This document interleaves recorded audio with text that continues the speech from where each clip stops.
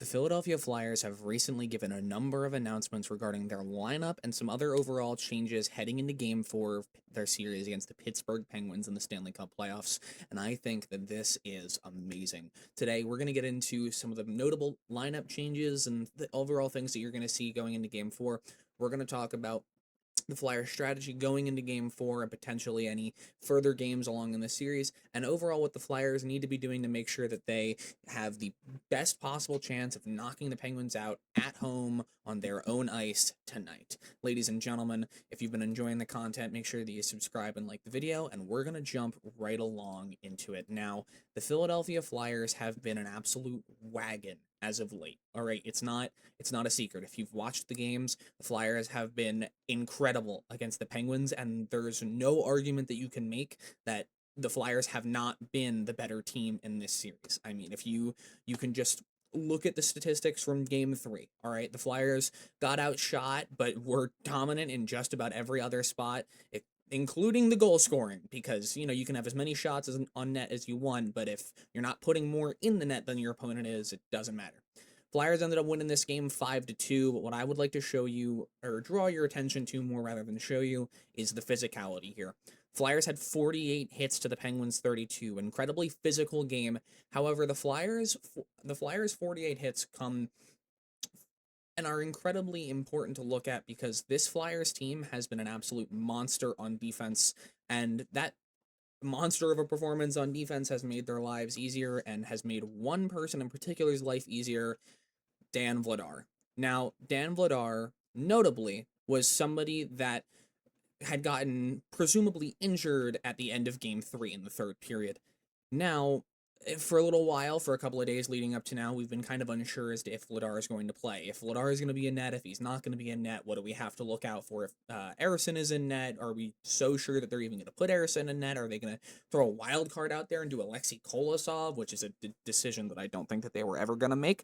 But courtesy of Twitter, we have been informed that Dan the Man himself will be in net tonight for the Philadelphia Flyers in Game 4 against the Penguins, and this right here is probably the biggest news that you're going to hear over the course of the day leading up to this game. Going along with that, the lineups for this game, courtesy of Charlie O'Connor, look absolutely look amazing, but they've looked amazing the last couple of games too. It's a lot of the same, not a lot different. All right. The only real things that I would like to draw your attention to, of course, is Vladar being the Game 4 starter. Nothing. I've got no griefs there, no grievances, nothing to talk about with that. Vladar has been a machine this entire series. His peak play being in that game to shutout in Pittsburgh. But he's been solid even in the games where he's given up goals. The other thing that I would like to draw your attention to is Noah Juulsen drawing into the lineup for the second time. Some people thought that maybe David Jiricek or Oliver Bonk would get their chance, but Juulsen had a really strong performance in Game 3, actually having more points than Sidney Crosby does up to this point, and actually, much unlike Sidney Crosby, being a factor in the Flyers' win. Juulsen has been proving that his not preseason, but his performances before this point in the season have not been quite as representative representative of him as a player up to this point, and he had a really good game 3, really good game 3, showing that he deserves to earn his spot in this lineup. But the other big one, because there is actually one more person here, Owen Tippett is in the lineup and will be playing in Game 4 against the Penguins tonight. Tippett is a guy that the Flyers tend to put a lot of pressure on. Not necessarily in the pressure of like, hey, you have to be the guy that's scoring every single goal. They're not putting the pressure on him that the Oilers put on McDavid. That's not what's going on here. But Tippett is a player that is incredibly strong for the Flyers. Offensively, he's got good defense. He's incredibly quick. He's a guy that's done nothing but show up for the Flyers day in and day out since he got to this team a couple of years ago in the Giroux trade. And in the playoffs especially, he's shown up big time.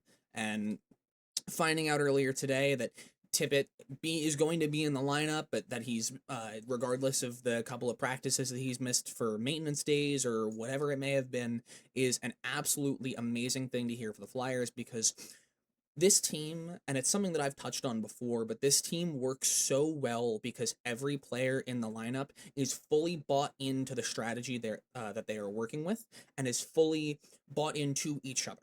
Because this team, I've said it about 100 times already. The reason that this team is playing as well as they are is because every single player here trusts each other and understands what all of their individual roles are. All right. This team would not be playing nearly as well as they are if even one guy got switched out of the lineup, and then the guy that comes in for him decides, oh, I want to score every goal, and I want to have that highlight, and I want to have that memory for the rest of my life. That's not how everyone on this team is thinking.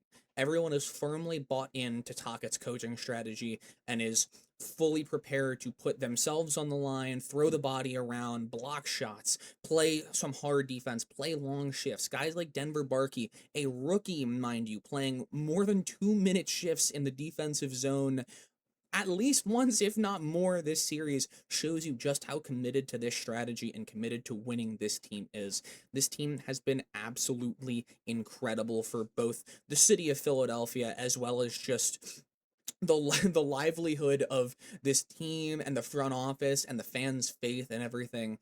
So not only am I incredibly happy with what's going on, but we've been seeing fans from everywhere look at this and realize that these players are bought into each other and bought into this strategy, and really just finally giving the Flyers the confidence that they need from not only the people within the organization, but the people that are not part of the organization.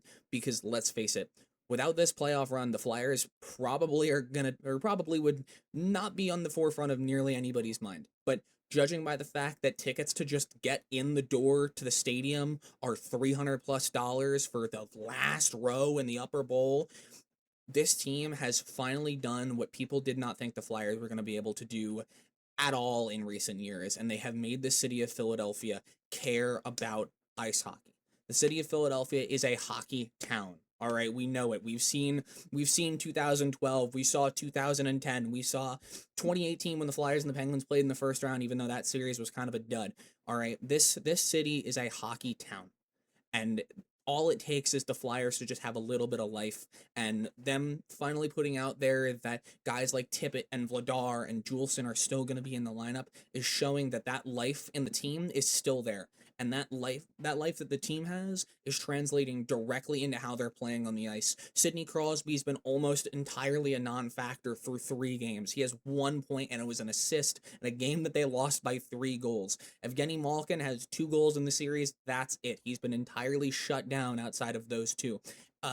Chris Letang has been more of a hindrance to the Penguins all series than he has been helping them at all. Erik Karlsson, I'm going to be honest with you, I don't even know what his stat line for the series looks like because he's been basically not there.